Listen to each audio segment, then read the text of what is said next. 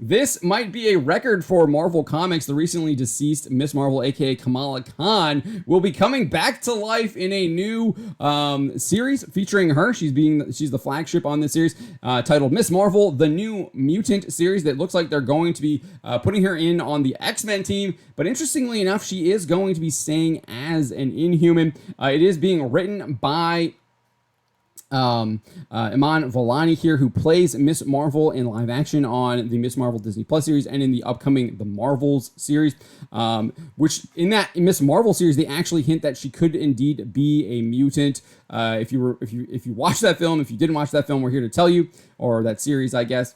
After running a follow-up test of Kamala's DNA, her friend Bruno discovers that her ability to wield the Noor energy in her bangle was not granted by the equipment, but rather her own genetics. Kamala, there's something different in your genes, like a mutation, he explains to his friend as a sample of the original X-Men the Animated Series theme song fades into the scene's instrumental score, clearly implying that she is a mutant and probably the first one in the Marvel Cinematic Universe. However, rather than dealing with the implications of this reveal then and there, Marvel instead ended the season by having Kamala respond with indifference, asserting to Bruno, whatever it is, it's just going to be another label. Sure. So in May, we then have her die in Zeb Wells' Amazing Spider-Man series, the conclusion of his, what Spencer calls excruciatingly terrible "What Did Peter Parker Do?" storyline to kill her off, thus opening the door as many expected for her inevitable revival as a mutant. Fans' suspicions would then be confirmed in this week's Fallen Friend, The Death of Miss Marvel one-shot. Centered around the funeral of the titular heroine, the issue ends with a special QR code that, when scanned, presents readers with her former Champions teammate Cyclops' appraisal of the situation. After referring to the service as theater, the X-Men figurehead is questioned by his former Champions teammates Nova, Amadeus Cho, and Miles Morales as to why he didn't attend. He says, "You'll understand, Spider-Man, but soon." Like, right here it is, right here. She's still alive, right? You'll understand, Spider-Man, not today, but soon. And soon it was, as just a few days after the issue hit shelves, Marvel officially confirmed the speculation that Miss Marvel's death was merely a ploy to change her origin by announcing her return in a new miniseries aptly titled Miss Marvel, the New Mutant. So again, co-written by Sabir Pizada and Miss Marvel actress Iman Vellani, with art by Carlos Gomez. The upcoming 4-part tale will see Kamala, quote, brought back via Krakoan resurrection technology. But before she has a chance to come to terms with this revelation, the catastrophic fall of X, an upcoming event across the X-Books, will throw her world into chaos in a secret mission on behalf of the X-Men.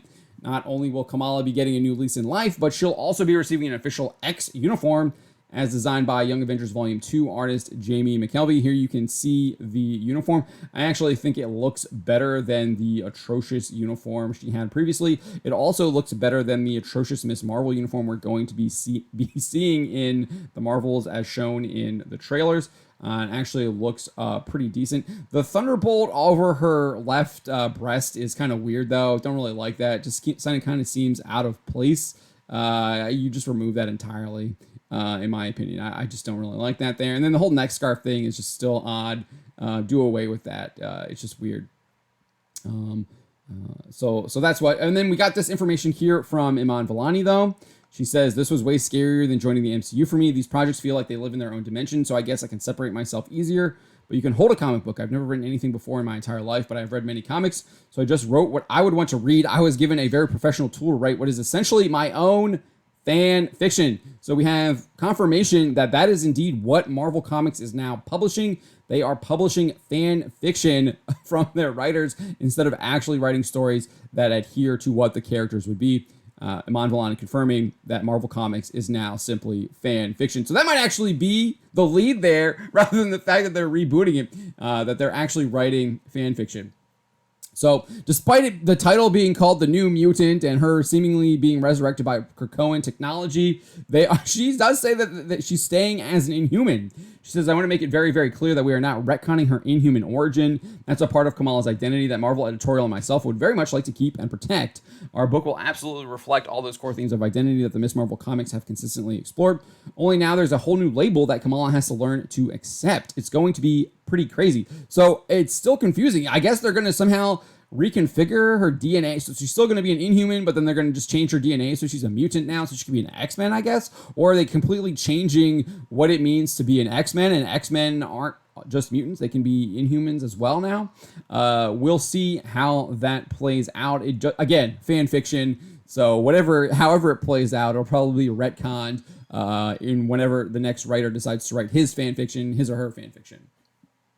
So then we got her co-writer Pizzata. It was actually a very humbling experience to work with Iman, because she knows her comics even better than I do, and that is saying something. Wow, this is really sad. You have the actual Marvel Comics co-writer, who's supposedly the comic veteran, saying that she's being humbled by Iman Vellani's comic book knowledge. I mean, this is the state of Marvel Comics. You can bring in a no-name, I guess not really a no-name, but someone who has absolutely zero experience writing a comic book and has simply been playing the actress and has read comic books, basically has more knowledge about the comic books than the actual comic book veteran.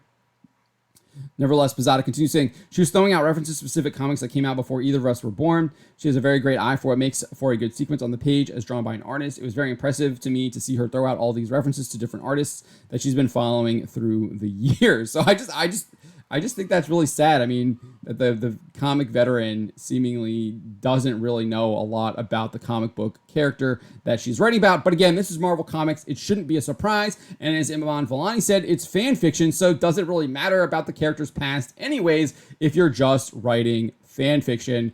But I don't really see this doing anything for the character. I think this character has been dead on arrival since it was created, and it will continue to be dead on arrival because literally no one is buying it no matter what kind of gimmick they try to do. The sales continue to be in the trash.